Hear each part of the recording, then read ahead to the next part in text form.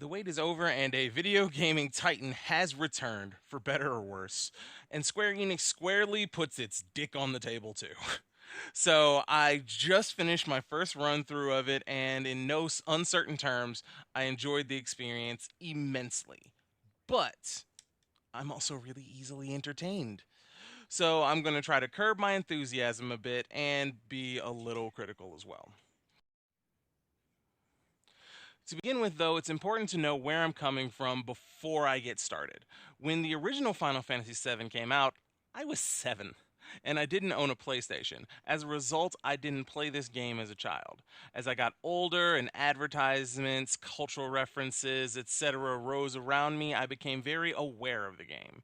During the PlayStation's runtime, the Final Fantasy VII became, to me, one of the games I knew I was very interested in and would love to play through, but I was also doubtful that I ever would. When the PlayStation 2 and eventually PSP show up in the world, I dove into the Final Fantasy world with Crisis Core, Final Fantasy X, Final Fantasy 12, Tactics, Tactics Advance, unpopular opinion, Final Fantasy 12, personal favorite in this entire series so far. I fell in love with the awesome musical scores, awesome storytelling, and usually fun, entertaining, and sometimes challenging gameplay. Over time, I learned the broad strokes of pretty much the whole series and its history, etc. And the same for Final Fantasy VII itself. Yay, the internet! So I got into the game half new, knowing some of the big plot points, but not the order or the little things.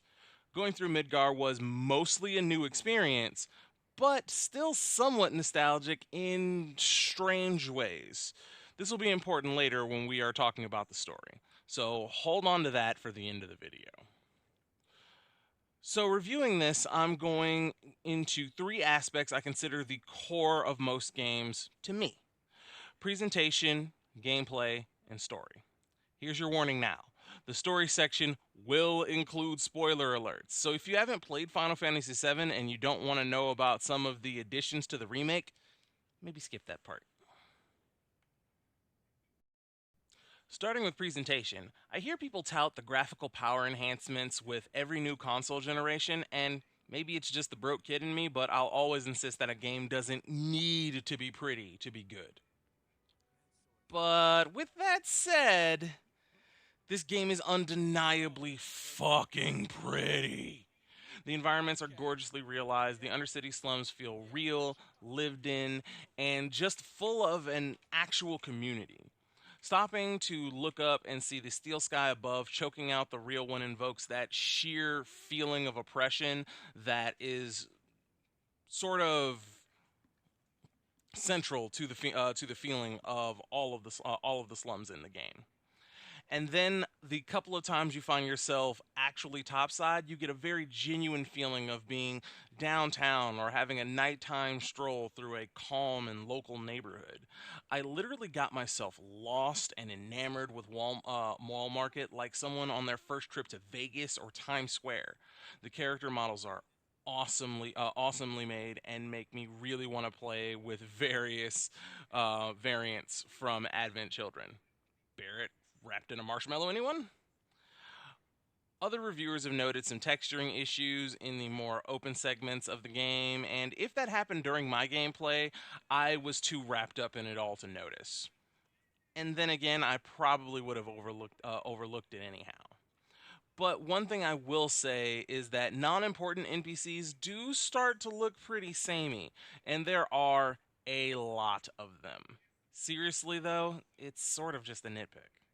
Something that broke me a bit, though, was that people are so super chill with you walking around town fully and heavily armed with an enormous gun arms, person-sized swords, looking like a ragtag fighting force, while a ragtag fighting force, i.e., you, are out committing various acts of eco-terrorism. Just saying. It's small, but I definitely had a minor laughing fit in the beginning of the game when, say, Barrett goes on a rant for some Shinra employees on the train back to Sector 7.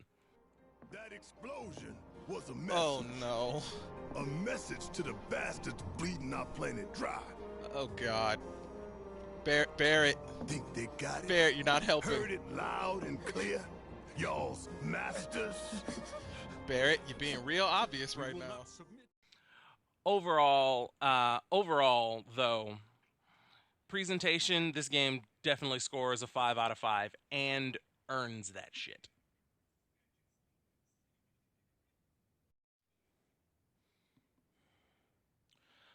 Gameplay. First, let's talk about the flow of the game itself. The game takes you through pretty linear sections slash dungeons, guiding you along from story point to story point until opening up into a hub environment complete with side quests to complete, mini games to play, secrets to find, and in quite a few cases, quests will intersect with one another in relatively interesting ways, too. Having done pretty much all of the side quests during my first go around, minus two which get walled off in Wall Market, I kind of just wish there were more of them, because it did feel a bit too quick and easy to burn through them all sometimes, satisfying as they may have been. Admittedly, had they crammed in even more, who knows how much longer we would have had to wait for it to release in the first place. And the fact that my complaint is, I want more, definitely says something. As for the dungeon design, the dungeons themselves feel incredibly varied in form, but by the end, you will definitely be getting the flow of things being forking your path. One will lead to an item or materia or a vendor, and the other is moving you closer towards an objective, with a couple of notable exceptions. But an exciting combat system and flat out show stopping bosses and encounters really distract from that for the majority of the game. Speaking of which, whoo boy, this battle system, baby. I love a good action RPG and party focused ones even more. Final Fantasy 15, Kingdom Hearts, Rogue Galaxy, and more are all so close to my heart. And this Final Fantasy 7 remake, while not my idea of the perfect action battle system, comes pretty damn close and takes its place among those picks. But before I gush, let's explain it. The combat system is a combination of action combat and the standard menu based affair. You use your two types of basic abilities, typically in the form of a weaker attack and a stronger attack, which has a cooldown or a downside. You can also dodge, defend, and parry as well. These actions will help you fill your ATB gauge. Once you've filled a unit of this, you can use that good shit, like items, spells, abilities, summons, etc. To do this, you activate the command menu, which slows down time to a crawl, giving you the time to select your attacks, think about your targets, and, for lack of a better phrase, tactics the shit out of your fight. Or you can utilize the shortcut menu and use four things you've pre selected on the fly. These are very important because trust me, you cannot beat even some of the basic encounters with basic attacks alone. Meanwhile, your party behind you will do their own thing and lay down those sick basic attacks to support you. We'll get back to this in the critique section, but you can quickly switch to all of your party members whenever you want to make sure you're utilizing all of your resources and that everyone's pulling their weight in combat. Playing smart and focusing on monster weaknesses will cause staggers, which is where you can deal that good damn. Basically speaking, though, staggering foes wins fights. The battle system is properly and energetically paced and feels good to utilize, while its limitations provide a proper amount of tension for tough fights. This was a major criticism I had of Final Fantasy 15, where if you had stocked enough elixirs, mega potions, etc., you could really just heal through entire fights. Meanwhile, with the new system, you can find yourself with one character still standing, no ATB cage, so you got to engage your foe to fill that meter, get that other character up via a Phoenix down, engage the foe again to fill that meter again to heal them before they or you get KO'd again.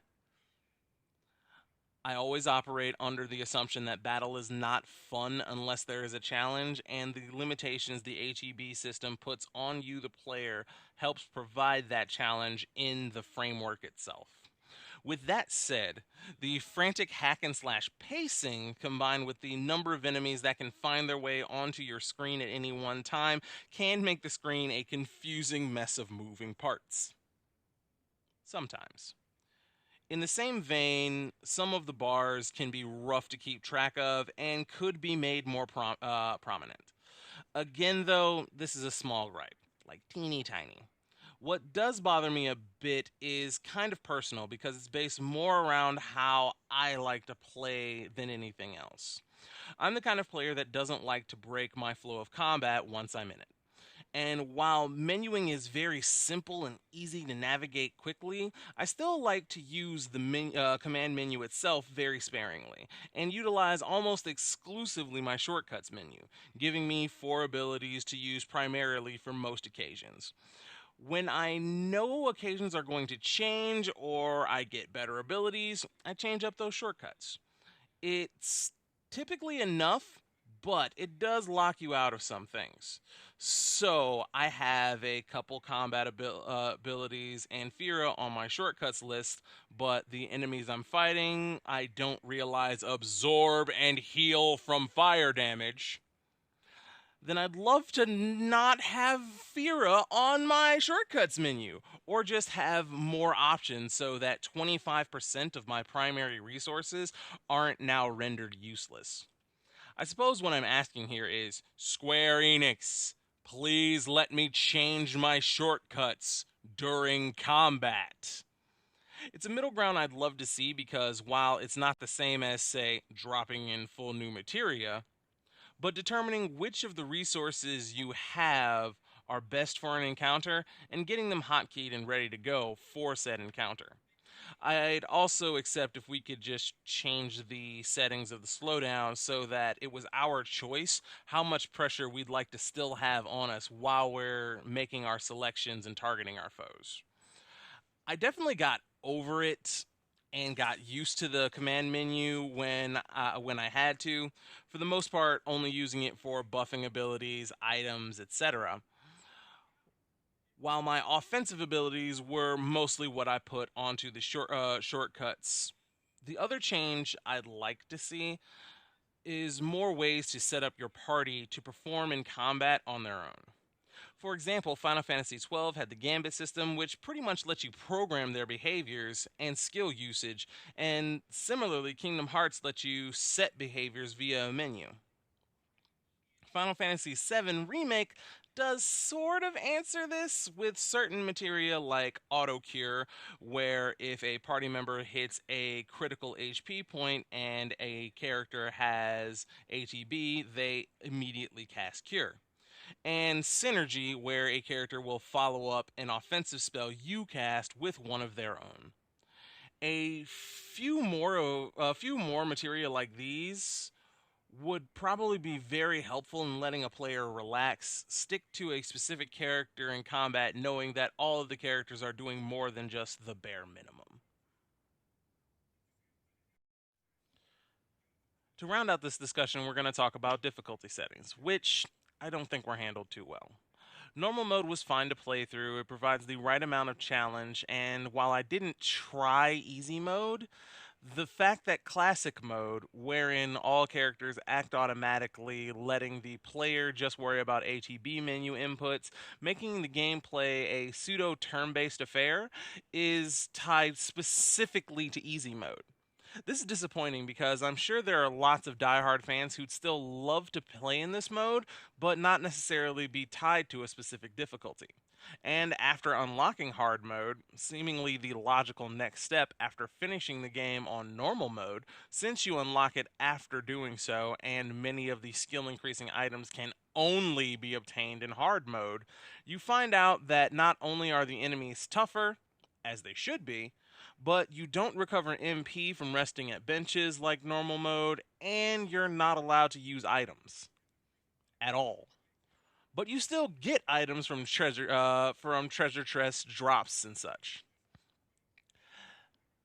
That's for one thing confusing, and for two things, not how I define increasing difficulty as much as changing the way you play the game entirely, forcing you to comb through the game for abilities which restore MP, and then pick and choose which moments you utilize spells in their entirety, just feels off to me. A bit like someone went one step too far in setting up these stipulations.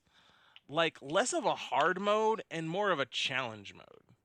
Had it been labeled as such, I think my gripes would be lessened, but as it stands, I'm really not a fan. Overall, though, I give the Final Fantasy VII Remake's gameplay 4 out of 5. Now for story. And I'll tell you now, we're going to get into major spoiler territory. So I'll front load my rating here. It's 5 out of 5. You can skip ahead now. Okay. Everyone gone that's going to get gone? Good. Here we go.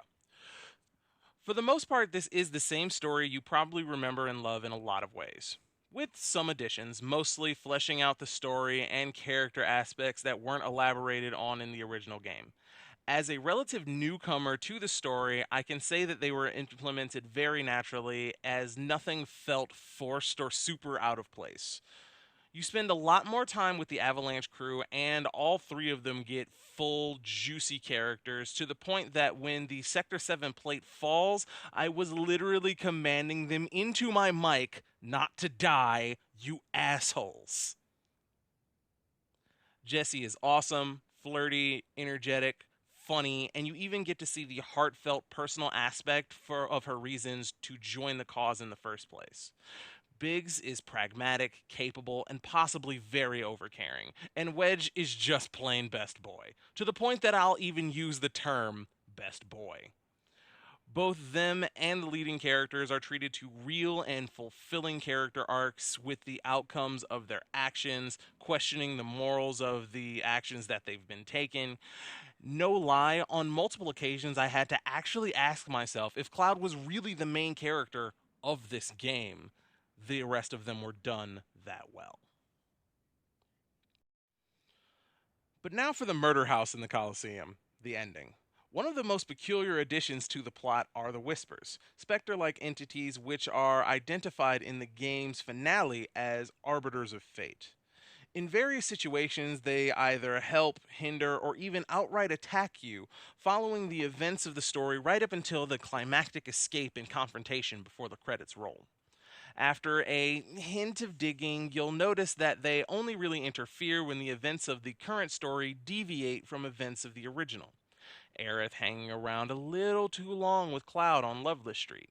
Cloud not being a part of the second reactor job. Barrett getting chest stabbed by Sephiroth in the Shinra president's office. Until at last, at the end of all things, the gang rages against the setting of the sun and doesn't go softly into destiny, battling an entity entitled the Harbinger of Fate. Yeah, real subtle. And his three aspects hinted to be future versions of Tifa, Barrett, and Cloud. During the battle, flashes of scenes from the original game pass and are identified as their fates should they fail to defeat, well, Destiny. So guess what happens? You defeat Destiny. Go figure. You then showdown with Sephiroth and the credits roll, leaving you on the note that the unknown journey will continue. So where does the remake go now? I, for one, am both excited and a little concerned because it could mean a few things. It could mean we'll have a whole new plot with the same characters but different stories. It could mean we'll have the same plot points but with different details and more fleshed out concepts, much like we got with this remake. But what I think and hope we'll be getting is the gift of choices. I'll be the first to admit that this game felt very straightforward. You play through the story, you don't have a whole lot of say in how it plays out. I hope that part of updating this story for current generations includes being able to have an effect on the narrative. I mean, how awesome would it be after 23 years of weird rumors that went nowhere to finally be able to save Aerith from her grisly fate? I'm concerned we may just get a new story, which is fine, but also feels like a bit of a betrayal to old fans who just wanted their favorite tale told all over again. Personally, I'd say giving players more influence on the outcome of events is a good compromise, freeing up the writers to make something new and cool while also giving the fans the option to replay a love letter to their shared history all over again. But we'll see. The journey ahead is an unknown one, and I, for one, am excited to see where it goes next, for better or for worse. And I haven't been able to feel that way about a game series in a very long time. Overall, this game scores for me a solid 14 out of 15, very much worthy of its pedigree. Whether you're an old fan or had never picked up the original game, it's worth picking up, just in case you were on the fence. Avalanche!